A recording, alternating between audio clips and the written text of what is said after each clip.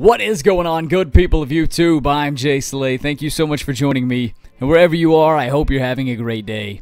Today we're playing some Madden 21, but before we get into it, if you enjoy the content, leave a like rating, and if you'd like to see more, hit the subscribe button and turn the notification bell on to stay updated with all of my uploads. If you missed our previous video, I'll leave a link in the description of this video for you to go check it out. It's a long favorite of the channel. I bring you 4 more budget beasts that you should consider adding to your team. So for today's video, I'm going to be discussing who I feel are the best tight ends in the game and why. Now, before I get into that, I have done this for multiple position groups so far.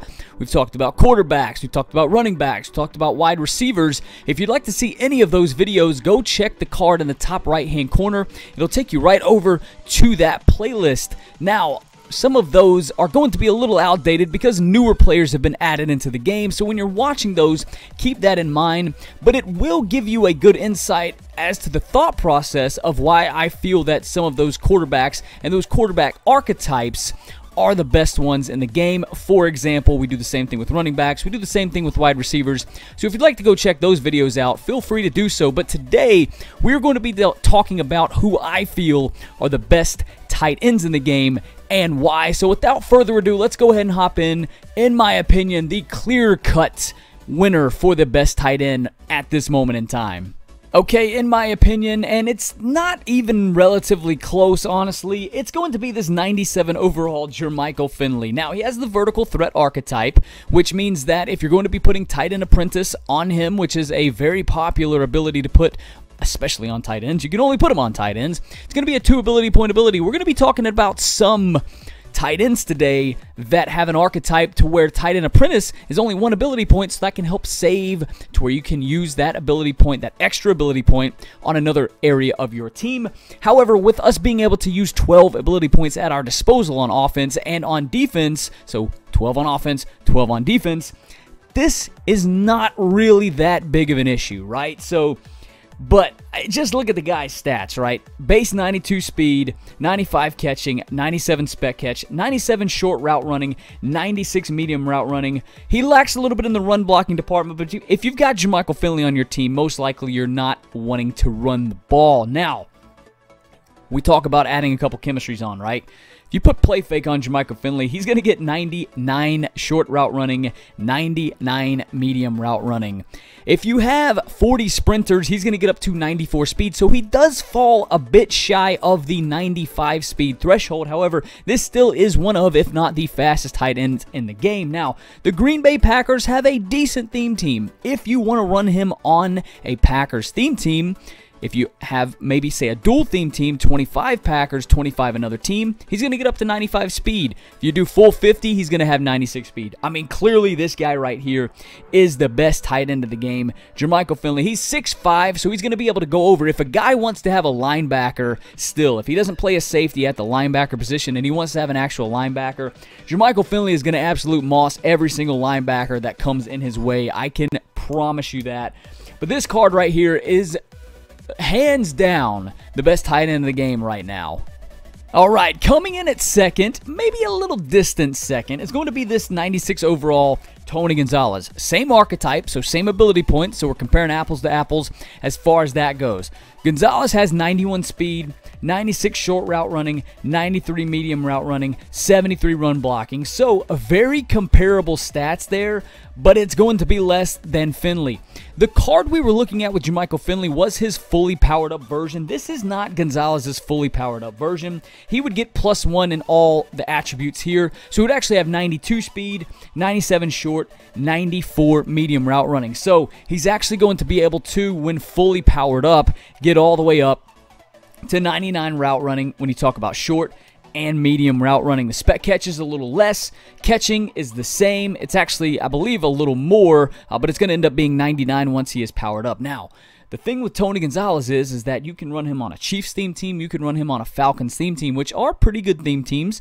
I myself have a Falcons theme team, and if I was to run him on my Falcons theme team with 40 sprinters and fully powered up, he's going to have 96 speed. So I say Gonzalez is second, and maybe a distant second, but really it's a lot closer than I actually thought, right? I mean, pretty much these are the same card when you consider having them fully powered up, having those chemistries on them, having them on theme teams, right? They're pretty much the same card. 6'5", so you got the same height there. They're going to be mossing those linebackers if your opponent wants to have a linebacker at linebacker and not a safety to where they're not going to get those jumping animations. You can pretty much throw it right at them. These tight ends are going to come down with it. So maybe not as distant as I thought, right? Gonzalez, fully powered up. Finley, fully powered up. They're going to be getting at least 94, 95 speed, and then 99 route running in the most important short and medium route running for tight ends. So Gonzalez here is going to be number 2, probably a lot closer than I thought initially. All right, now we're going to come to Chris Cooley here, and I am actually using this tight end on my team right now. This is the fully powered up version of Chris Cooley, so the stats, the attributes that we're looking at right here, that's what you get, right? So 89 speed, 92 short route running, 91 medium route running. Tier 10 play fake is going to get that short route running to 96, the medium route running to 95, so we're meeting thresholds there. He does come with better run blocking than the first two that we had mentioned at 78 run blocking, so he's over a 75 threshold right there. Falling shy, though, of the 80 threshold, but once again, we're not running the football, right? I mean, we are, but we're not, right? 91 catching, so definitely falling a little bit lower there. However, once you put play fake on him, he's going to be up to 95 catching. The 89 speed, you definitely want to make sure you have 15 sprinters, getting him up over that 90 speed. That is a threshold that you want to make sure that you meet with this Chris Cooley. I have 40 sprinters. He's actually at 91 speed on my team. So this card is very solid. A little not as tall, a little shorter than, that's what usually not as tall means, shorter than Gonzalez and Finley at 6'3". But one thing I want to touch on is Cooley has the possession archetype for the tight ends, which means that the tight end apprentice is going to be a 1 ability point ability. It can help you save on an ability point that you could potentially add to another quarterback. So say, for example, to another player. Say, for example, you want to add it to a quarterback, right? You want to put Gunslinger on a Rich Gannon, which is going to be a higher point ability over, say, a Gunslinger archetype. You could potentially do that if you sacrifice, or if you go with, not necessarily sacrifice, but if you go with a possession tight end, you're going to be able to save an ability point there that you could add on another player on your team. I hope that makes sense. So that's one thing that is very cool about this Chris Cooley, is that he has the possession archetype. Not as good, obviously.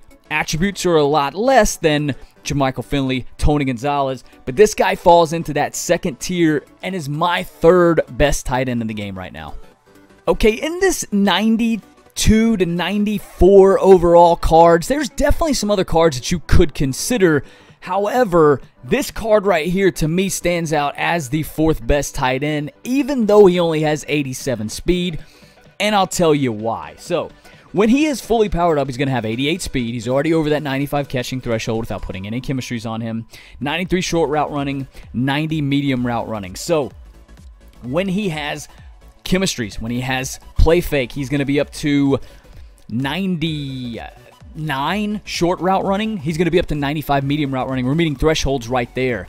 He's going to be at 88 speed. You want to have sprinter, 40 sprinters, 90 speed.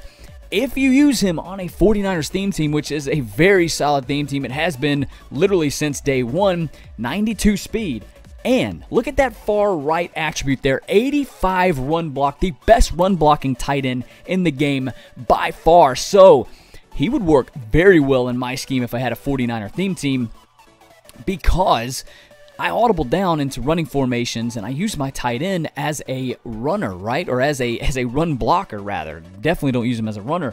So that 85 run blocking is going to be able to handle some of those outside linebackers that he's going to be matched up with, some of those linebackers trying to get to the second level, right? So hands down, the best run blocking tight end in the game, George Kittle, and his receiving stats, while on the surface don't look that well, add a couple chemistries on him. This dude right here, he may even be better than Chris Cooley, but George Kittle, possession archetype, it's going to be 1 ability point for the tight end apprentice, so keep that in mind for the same reasons that we mentioned with Chris Cooley. This George Kittle card right here, number 4 for me, but could even be better, depending on what team he's on, than Chris Cooley. Okay, finally, I want to talk about this Taysom Hill card right here. Now, before we get into the attributes, vertical threat archetype, 2 ability, point ability, 4 tight end apprentice, so let's keep that in mind.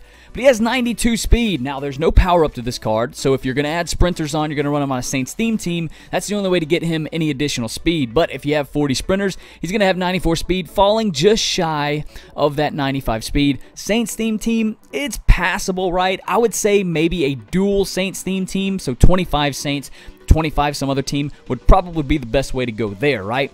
94 catching, he'll get up to 99 catching once you have play fake. It's either 98 or 99, maybe 98. 91 short route running, that's going to get over the 96 threshold there. 88 medium route running, that's only going to get to 93, so that's where you're really lacking here with Taysom Hill. He does have 80 run blocking, so this is the second best run blocking tight end in the game when you take into account George Kittle being the first, right? So if you want to use a 2 tight end system, and if you use running formations that use a 2 tight end system, you can sub Taysom Hill into a wide receiver position, decent speed, decent route running, and you can audible down into your 2 tight end running formation at that point. Very similar to what I do with trips tight end and putting a running back in the slot. I could then have Taysom Hill subbed in at wide receiver. Then I can audible down into those 2 tight end running formations to give me a better run blocker, if that makes any sense, right? So that's where Taysom Hill can kind of take his game to the next level if you like to run 2 tight end running formations, right? But a solid card here, 6'2", not very tall, right? Going to be definitely lacking in the height department when you take into account the other tight ends that we've talked about already. However, if they want to run linebackers at linebacker and not safeties, as I've mentioned 3 times already in this video, I feel Taysom Hill's going to be able to moss him. It's not even going to be close, right? Because the guys don't jump. Linebackers, they just don't jump for whatever reason. But solid card right here. Taysom Hill, in my opinion, the 5th best tight end. However, depending on whatever offense you want to run, this could be someone you want to look to have on your team. So those are the best tight ends. All in all, the possession tight end archetype, in my opinion, is the best if you're talking strictly ability points. However, those vertical threat archetypes are not going to hurt you too bad, considering they are leaps and bounds better than the possession tight ends that we've got in the game right now. And considering we also have 12 ability points at our disposal right now, it's not going to hurt you that much having to use that 1 additional ability point on tight end apprentice. So I like the possession type archetype for that reason. You only have to use 1 ability point on tight end apprentice, but the vertical threat archetypes are so much better that if you have the coins, I would definitely go with Finley or Gonzalez over the other tight ends that we had mentioned.